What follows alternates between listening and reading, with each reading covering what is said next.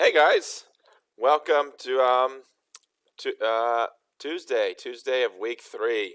Sorry, I lose track of the days sometimes here in the middle of my school day. But yeah, welcome to Tuesday. As promised, we're going to be focusing on Article 2, which is kind of short, so it won't take us too long to get through it. Let's just dive right in. So, Article 2 of the Constitution. Okay, anyways, enough singing.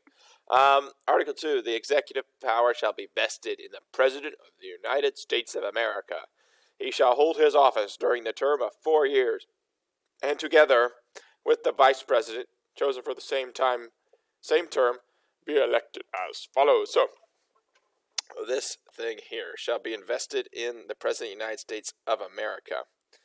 By scholars of the presidency, having seen several at this point in my life, they consider this extremely powerful sentence. Essentially, it's known as the vesting clause, and it gives the president a lot of power. I mean, when you read it, it says the executive power shall be vested in a president of the United States. Boom! All executive functions of government are with the president. With any other branch, not with the judicial branch, the legislative branch, and it's also vague. I mean, well, okay, what is executive power? How does the president view executive power? This all determines his interpretation of what it's his job to do.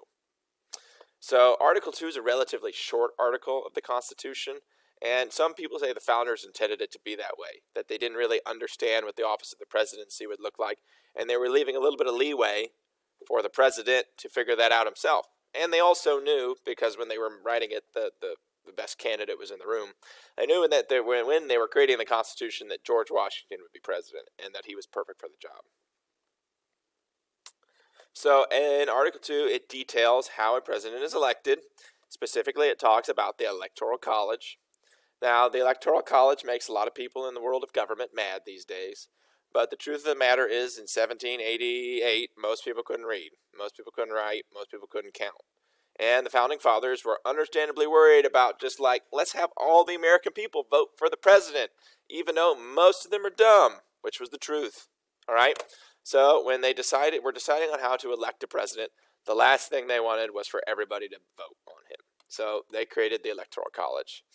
And the Electoral College is essentially a hand-picked selection of the most qualified men to choose the President of the United States. Now, these men are chosen by popular vote, but they are smarter and more qualified to choose the President of the United States, so said the Founding Fathers.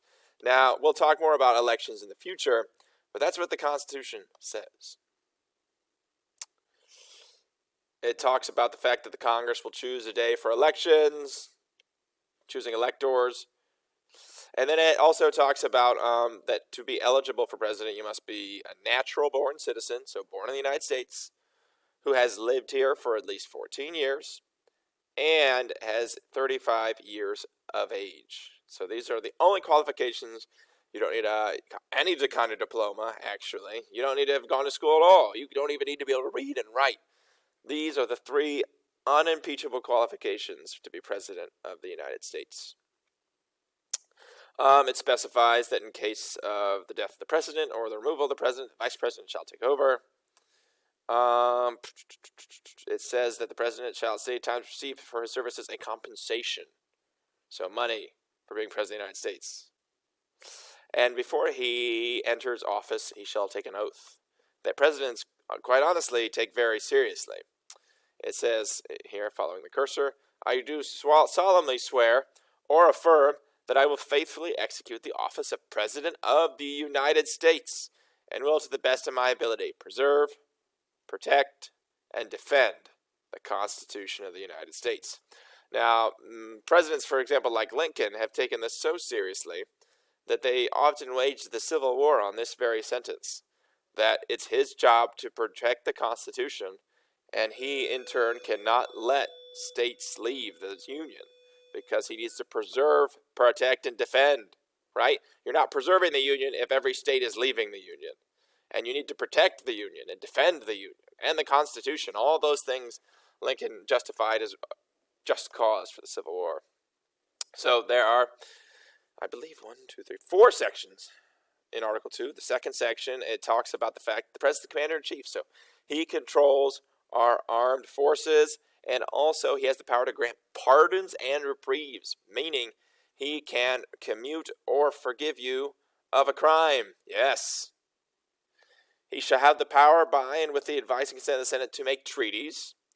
So the President has the job and acts as our main diplomat, making treaties with other nations. However, the treaties need to be approved by the Senate. He appoints all ambassadors and other public ministers, such as judges, federal judges, and members of the Supreme Court. And the President shall have the power to fill vacancies that may happen during the recess of the Senate. Section 3, he shall from time to time give the Congress information of the State of the Union. You may see these on TV, but about every February, the President gives a State of the Union address where he normally details what he'd like to see done this year and maybe talk about some of his accomplishments from the previous year. Basically, he reports on the state of our nation. And last but not least, Section 4, the President and Vice President and all civil officers of the United States shall be removed from office on impeachment for and conviction of treason, bribery, or other high crimes and misdemeanors. Those of you that paid attention to the news know we went through this not that long ago in February, which seems like a lifetime ago.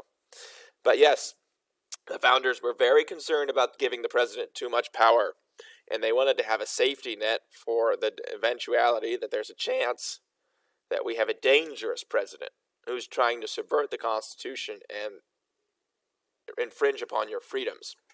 So we literally have the power to remove him. Straight up. Kick him out. And that's Article 2. Please email me if you have any more specific questions about parts I may not have taken the time to explain.